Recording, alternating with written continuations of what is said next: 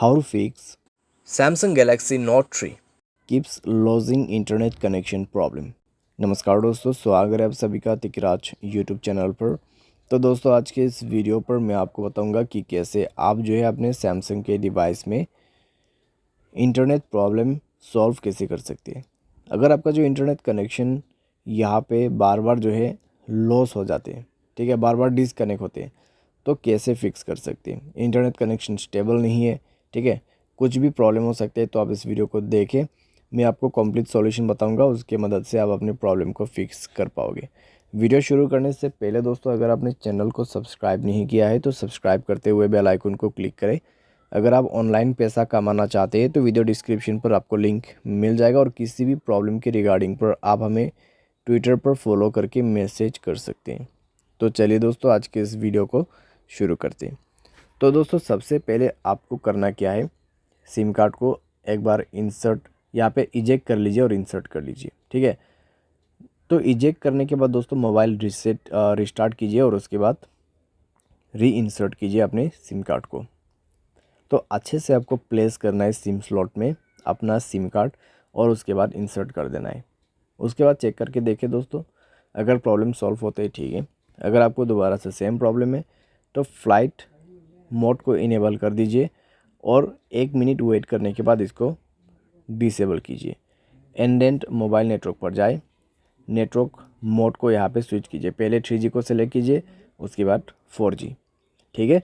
5G का network आपको अच्छा नहीं मिलेगा। उसके बाद जाइए दोस्तों एक्सेस पॉइंट नेम पे, और 3 डॉट्स में क्लिक करके रीसेट टू डिफ़ॉल्ट सेटिंग करके आपको रीसेट पर क्लिक कर देना है और ओके कर देना है। उसके बाद दोस्तों बैक करें, मोबाइल को रिस्टार्ट करें, या फिर आप चेक कर सकते हैं कि प्रॉब्लम सॉल्व हुआ है या नहीं हुआ है। अगर प्रॉब्लम सॉल्व हो जाता है ठीक है। अगर आपको दोबारा से प्रॉब्लम आते हैं तो नेटवर्क को आप यहाँ पे मैन्युअली या फिर ऑटोमेटिकली सेलेक्ट करके देखिए। इस बटन के मदद से दोस्तों आप जो है नेटवर्क को मैनुअल भी यूज़ कर सकते हैं और ऑटोमेटिक भी यूज़ कर सकते हैं, ठीक है। तो ये भी आप यहाँ पे कर सकते हैं। साथ ही साथ दोस्तों अपने नेटवर्क सेटिंग को एक बार रीसेट कीजिए। उसके लिए जनरल मैनेजमेंट पे जाना है। यहाँ पे आपको मिलेगा reset network setting and reset पर क्लिक कर देना है, ठीक है। रीसेट पर क्लिक करने के बाद अपना मोबाइल पासवर्ड भर दीजिए, और यहाँ पे आप सिम भी सेलेक्ट कर सकते हैं।